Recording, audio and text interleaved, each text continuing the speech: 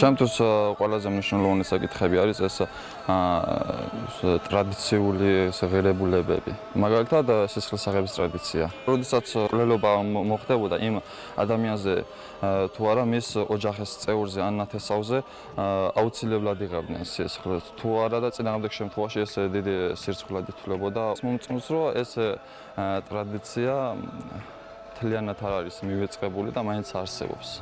ჩემი აზრით დღეს რო პანკში ეს ადამიანებზე ძალადობები, მაგალითად ქალზე ძალადობები რომ არ ხდება, ჩემი აზრით ეს სწორედ ამ სისხლის აღების ტრადიციის დამსახურებაა, იმიტომ რომ როდესაც იცის ადამიანმა რომ თუ ის რაღაც დანაშაულს ჩაიდენს, რაღაც ადამიანზე იძალადებს ან მოკლავს ვიღაცას, იცის რომ თუ ის არ დაისჯება, შეიძლება მისი ოჯახის წევრი ან ნათესავი დაისაჯოს და პასუხი მისგებლობის სიგრძნობაა და უფრო ცდილობენ ხოლმე რომ ესე გაურბიან ასეთ დანაშაულებს.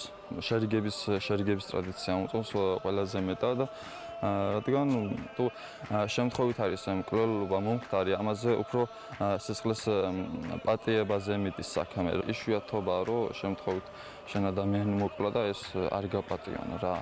ყველაზე მეტად ის არ მომწონდა და არ მომწონს რომ მის ნაცვლად რომ მისმა ოჯახის წევრმა ან მისი გვარის წარმომადგენელმა რომ უნდა აგოს პასუხი. და ასევე სისხლის პატიება რომ მოხდეს, მოკვლელის ოჯახს შეეძლო მკვლელი საერთოდ თემიდან მოეწყვიტა და სხვაგან გადაესახლებინა და ის მას ცხოვრებაში აღარასდროს არ შეეძლო იქ დაბრუნება. დღესდღეობით ეს უფრო ფაქტიურად აღარ არის.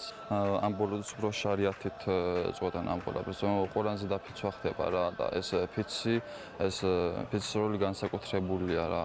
უხუცესებიც ერევიან და დიდი დროის საკითხია რა ეს ყველაფერი. წლები ამისთვის საჭირო.